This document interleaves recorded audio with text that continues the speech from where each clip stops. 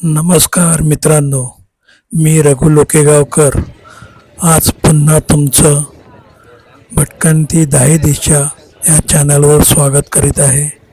आपण फिरायला चाललो आहोत कोर्ट कोची.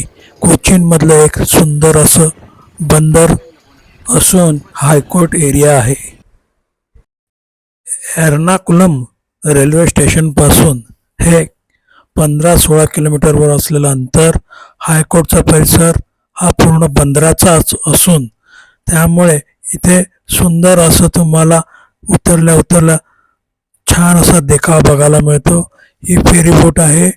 या फेरीबोटीमधनं मी 200 रुपयाची राईड घेऊन तिथला जवळचा एरिया पाहण्यासाठी आता निघालो आहे. आणि या राईडमध्ये त्यांची सुद्धा कॉमेंट्री असते, त्यामुळे मी शांत बसतो. ही कॉमेंट्री त्यांच्या मल्याळी भाषेमध्ये आणि मधूनमधून हिंदी भाषेमध्ये असल्या कारणाने मजा येत होती. काही वेळेला मला ते कळत होतं. आजूबाजूच्या किनाऱ्याची ती माहिती ते व्यवस्थित देत होते.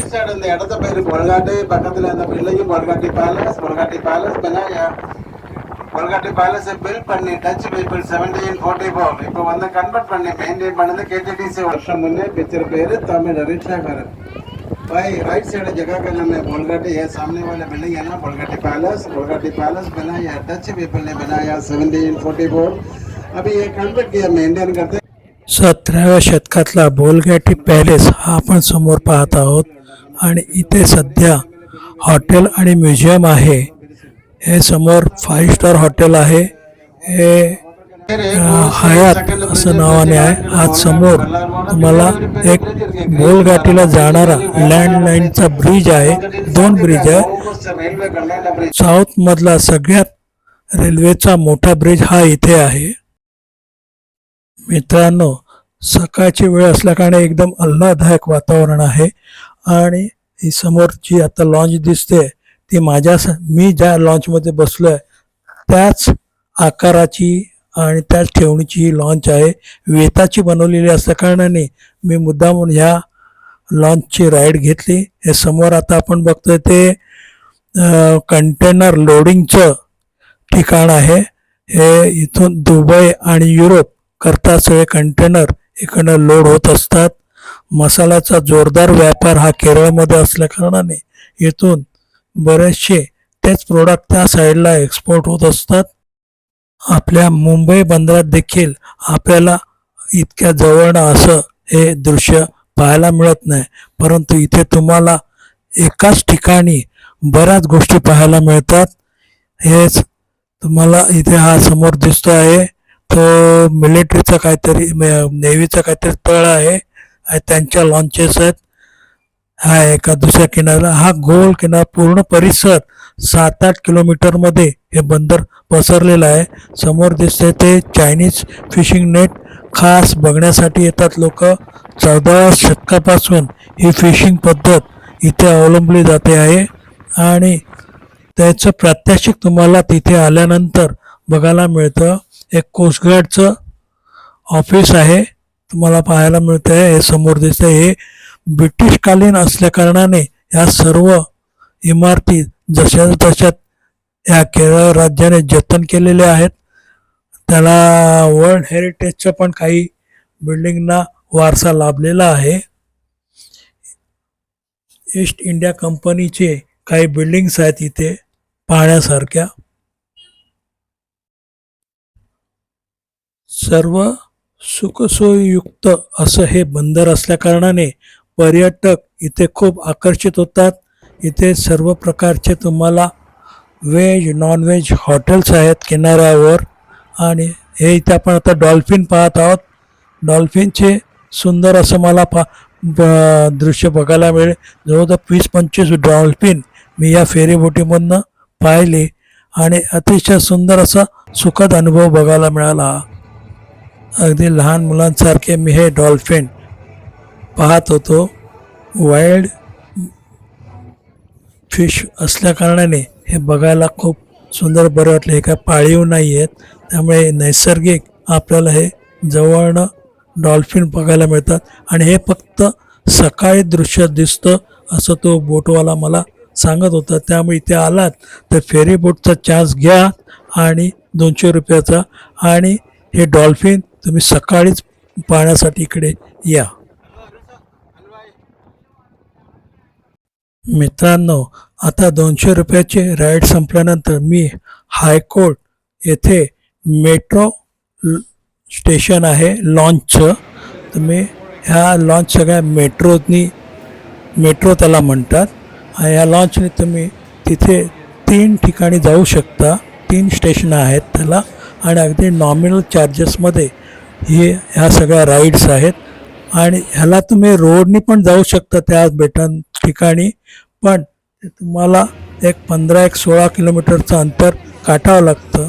पण इथून तुम्ही जेव्हा लॉन्चने जाता तेव्हा तुम्ही एक 15-20 मिनटातच तुम्ही त्या सर्व स्टेशनला ॲप्रोच होऊ शकता. आणि ह्या तिन्ही स्टेशनचं भाडं 40 आणि 50 रुपये एवढंच आकाराचं आहे. ही समोर दिसते ती तिकडून येणारी मेट्रो लॉन्च आहे. एका मेट्रो लॉन्चमध्ये कमीत कमी 100-150 पॅसेंजर ते एका वेळेला घेतात, आणि एक 10-20 मिनटाच्या राईडमध्ये तुम्ही प्रत्येक ठिकाणी इकडे जातात. काही राईड आहेत त्या 2-2 ठिकाणी फिरतात, 2-2 स्टेशनला जातात. त्यामुळे तुम्ही दिवसभर इकडे या सगळ्या याच्यामध्ये फिरलात तर तुमचे 200 रुपये पण खर्च होणार नाहीत. इतकं सुंदर असं हे या लॉन्चमधनं फिरणं आपल्याला बरं वाटेल. मित्रांनो, मी बाहेर उतरून एक 500 रुपयाची रिक्षा करून हा एरिया फिरायला आलो. आणि हे समोर आता बघतात ते सांता क्रूज बेसिलिका हे चर्च पोर्तुगीजांनी बांधले आहे.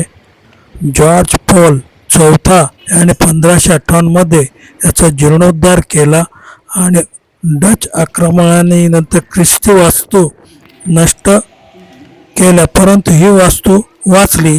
नंतर ब्रिटिशांनी ही वास्तू पाडून बिशप डॉम गोमेज मोरेरा यांनी 1887 नवीन वास्तू उभारली, आणि 1905 स्थापन झालेल्या या सांता क्रूजला जॉर्ज पोप II यांनी 1984 बेसिलिका म्हणून याला मान्यता दिली, घोषित केले. अशी ही वास्तू आहे. मित्रांनो, या रिक्षातून फिरताना मला तेथील 101 असे सुंदर असे बंगले पाहायला मिळाले. इतके सुंदर बंगले मी मुंबईत देखील पाहिलेले नाहीत. इतके सुंदर असे त्या सगळ्या बंगल्यांची रचना होती, आणि पाहण्यासारखं असं असल्याकारणाने त्या कंटाळा येण्यासारखा नव्हता. एकटा असलो तरीसुद्धा मी खूप एन्जॉय करत होतो. वास्को दी गामा हा येथेच प्रथम भारतात प्रवेश करता झाला होता, आणि हे आता तुम्ही बघता ते वास्को दी गामाने बांधलेलं चर्च आहे. सध्या इथे इंग्लिश मिडियमची शाळा त्याने त्यावेळेला चालू केली होती चर्चमध्येच, आणि पहिली शाळा ही भारतातली इंग्लिश मिडियमची शाळा. एकंदरीत इथे 3 वसाहती झाल्या, पोर्तुगीज, डच, त्याच्यानंतर ब्रिटिश, अशा 3 वसाहती इकडे तुम्हाला सगळं त्यांचा टच आज देखील पाहायला मिळेल वास्तूंमध्ये. आणि वास्को दी गामाचं हे आपण आता समोर घर बघत आहोत. इथे तो राहत होता.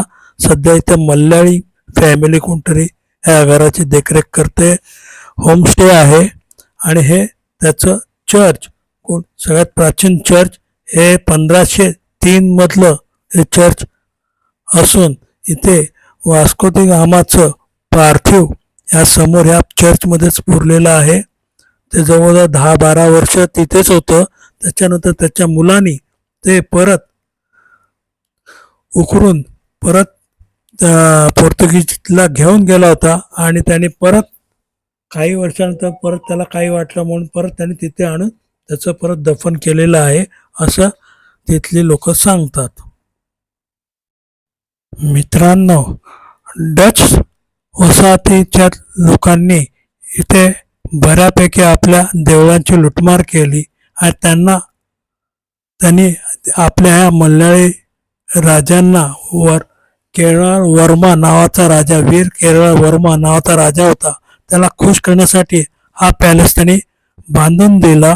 आणि सुंदर असं हे स्ट्रक्चर आहे. चौकोनी आहे, मधोमध त्याला एक चौक देखील आहे या पूर्ण बिल्डिंगला. आणि तुम्ही इथे त्यांचे आता सध्या सगळ्यांचे फोटो लावून तैलचित्र लावलेली आहेत. हँड पेंटिंग्स आहेत ही सर्व त्या काळातली. ते पाहायला त्याच्या खाली त्या माणसांच्या व्यक्तींची खाली माहिती जोडलेली आहे. ते वेळ कमी असल्याकारणे मी तिथे अगदी बंद होताना तिथे गेलो. साधारण 5:30च्या सुमाराला हे पॅलेस बंद होतं. त्यामुळे तुम्ही इथे जरा त्यातल्या त्यात लवकर जाऊन याचा आनंद घ्या. ही माझी कोचीला धावती भेट असल्याकारणाने मी परत एकदा इकडे येऊन फुर्सतमध्ये हे सगळं पाहणार आहे. छान असं आहे. प्रत्यक्षात हा पॅलेस पाहण्यासाठी कमीत कमी तुमच्याकडे 1.5 ते 2 तास हवेत, तर तुम्ही ही व्यवस्थित माहिती वाचून हा पॅलेस आतून तुम्ही पाहू शकाल. ह्या प्रत्येक तसबिरीखाली त्यांची वैयक्तिक माहिती आणि त्यांचा इतिहास त्याच्यात थोडक्यात लिहिलेला आहे दोन्ही तिन्ही भाषेमध्ये. त्यामुळे तुम्ही इथे त्याचं व्यवस्थित वाचूनच हा महाल पाहावा असं मला वाटतं. माझ्याकडे वेळ कमी होता त्यामुळे मी धावती भेट माझी होती ही. मित्रांनो, याला जे ठेवण आहे राजवाड्याची ते आपल्याला आपल्या जुन्या वाड्यासारखी, गावच्या वाड्यासारखी जाणवते. त्यामुळे तुम्हाला हा वाडा कम पॅलेस असा भास होईल. छप्पर अतिशय सुरेख आहे. ब्रॉन्झचं छप्पर असल्यासारखा त्याला सुंदर असा लाकडाला कलर आहे. त्यामुळे हे मटनचेरी नावाचं स्टेशन तिथे हे तुम्ही लॉन्चने तिथे पण परत येऊ शकता. आणि तिथल्या बाजारपेठेला तुम्ही आल्यानंतर अवश्य भेट द्या. तिथे अँटिक वस्तूंची खूप मोठी बाजारपेठ आहे. परंतु हे सगळं मला फसवं वाटलं, कारण प्रत्येक दुकानामध्ये ज्या ठेवलेल्या वस्तू ज्या अँटिक्स आहेत आणि सेम स्टाईलच्या वस्तू इतर दुकानामध्ये पण तुम्हाला आढळतात. त्यामुळे तुम्ही ह्या सगळ्या तेवढ्या अँटिक असतीलच याची खात्री घेऊ शकत नाहीत. परंतु दिसायला खूप सुंदर असं हे इथे शोरूम्स आहेत ह्या अँटिक्सचे. तुम्ही त्याचा खूप छानपैकी आनंद घेऊ शकाल. मन भरून येईल. आर्टिस्ट लोकांसाठी हे पर्वणी आहे. शॉप कम गॅलरी आहेत या सर्व. त्यामुळे तिथे तुम्ही वस्तू घेतल्याच पाहिजे असं काही नाही. परंतु तुम्ही आतमध्ये फिरून छानपैकी त्याचा आनंद घेऊ शकता. काही शॉप्समध्ये त्या लोकांनी आतल्या बाजूला हॉटेल्ससुद्धा तयार केलेले आहेत.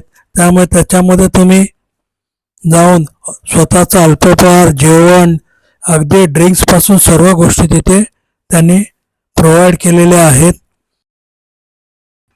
मित्रांनो, कोचीच्या इतिहासाची महत्त्वाची घटना म्हणजे सन 1341 मध्ये आलेला पूर. त्यामुळे कोची नदीमुख उघडे पडले आणि जो भाग तोपर्यंत जमिनीने अडवलेला होता तो जगातील सर्वोत्तम बंदरापैकी एक झाला.